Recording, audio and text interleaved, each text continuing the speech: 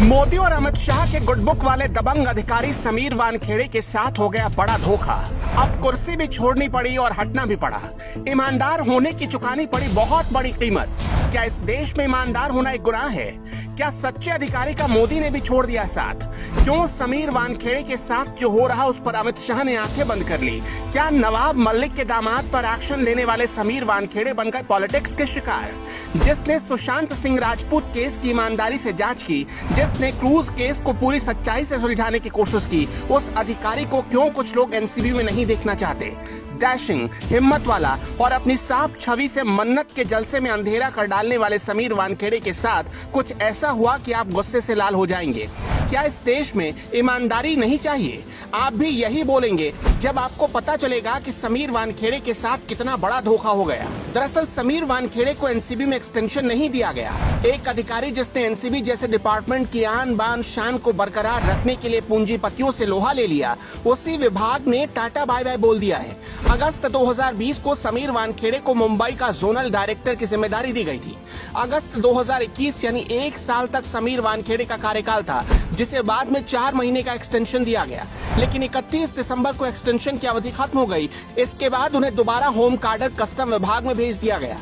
समीर वानखेड़े को पार्टी विशेष के लोगों ने बीजेपी का एजेंट कहा, भ्रष्टाचार के आरोप लगाए, जाति प्रमाण पत्र में धोखाधड़ी करने का आरोप लगाया, पर्सनल अटैक किया गया। उनके हौसले और मनोबल पर हजारों बार चोट पहुंचाई गई, लेकिन समीर चट्टान की तरह डटे रहे। नवाब मलिक के साथ समीर वानखेड़े का 36 का आंकड़ा है, क्योंकि समीर वानखेड़े नवाब मलिक के पैसों के आगे झुके नहीं और उनके दामाद को गिरफ्तार करके सही ठिकाने पर पहुंचा दिया। समीर वानखेड़े पर कई अनर्गल आरोप लगाने वाले नवाब मलिक कोर्ट की फटकार के बाद फिर से नया आरोप लेकर आ गए हैं। इस बार नवाब मलिक ने समीर वानखेड़े पर फर्जी बार लाइसेंस रखने का आरोप लगाया है। समीर वानखेड़े 2008 बैच के आईआरएस अधिकारी हैं, जो किसी से नहीं डरते।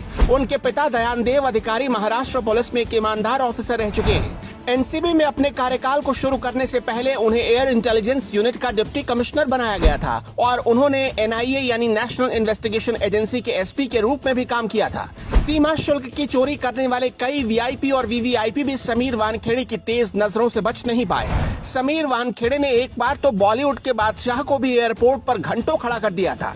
2021 में बेहतरीन काम के लिए समीर वानखेड़े को गृह मंत्री पदक से सम्मानित किया गया। सुशांत सिंह राजपूत केस की जांच के दौरान समीर वानखेड़े ने 33 से ज्यादा लोगों को गिरफ्तार किया था। हालांकि बाद में ये केस उनके हाथों से ले लिया गया। समीर वानखेड़े पीएम मोदी और अमित शाह के गुडबुक वाले अधिकारी माने जाते हैं, फिर भी उनको एक्सटेंशन नहीं मिला और केंद्र खामोश है। ये हैरान करने वाला था। सूत्र बताते हैं कि समीर वानखेड़े ने इस बार एक्सटेंशन मांगा ही नहीं था। वो एनसीबी के साथ काम नहीं करना चाहते थे, इसलिए उन्हें वापस उनके काडर में भेज दिया गया। Bureau report, new times.